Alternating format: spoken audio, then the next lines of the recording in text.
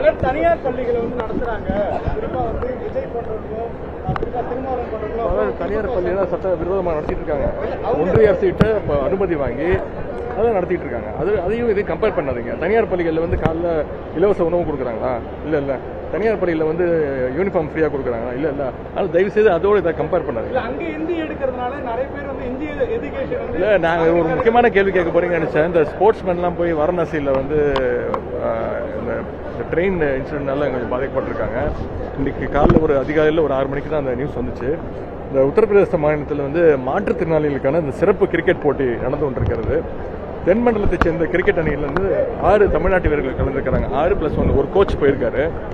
அந்த போட்டியில் அரையிறுதியில் வெற்றி வாய்ப்பு எழுந்த காரணத்தினால தென்மண்டல அணி இன்னைக்கு ஊருக்கு திரும்ப ரயில் டிக்கெட் ஏற்கனவே ரிசர்வ் பண்ணி வச்சிருந்தாங்க.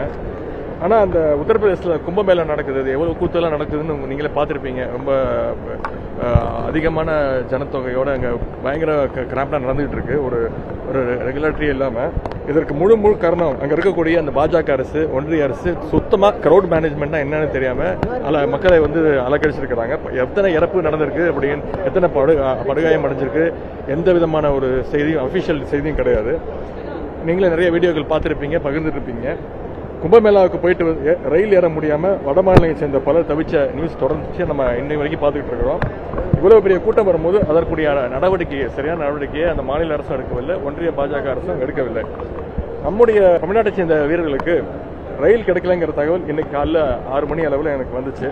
உடனே நம்முடைய எஸ்டிஏடி அதிகாரிகள் அவங்களோட தொடர்பு கொண்டு தமிழ்நாட்டுக்கு விமானம் மூலம் அழைச்சிட்டு வர்றதுக்கான முழு உத்தரவையும் நம்முடைய முதலமைச்சர் அவர்கள் என்கிட்ட சொல்லி அதை எடுத்திருக்கிறோம். எஸ்டிஏடி மூலமாக உடனடியாக அவங்களுக்கு விமான டிக்கெட், ஃப்ளைட் டிக்கெட்டுகள் போட்டு கொடுத்தாச்சு. அவங்களுக்கு உணவுக்கு தேவையான பணத்தையும் இங்கேருந்து அவங்களுக்கு டிரான்ஸ்ஃபர் பண்ணியிருக்கோம்.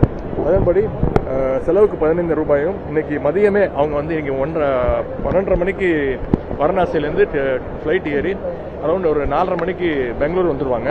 பெங்களூர்லேருந்து 8 மணிக்கு ஃப்ளைட் கிளம்பி 9 மணிக்கு அத்தனை தமிழ்நாட்டு வீரர்களும் பத்திரமாக 9 மணிக்கு சென்னைக்கு வந்துடுவாங்க.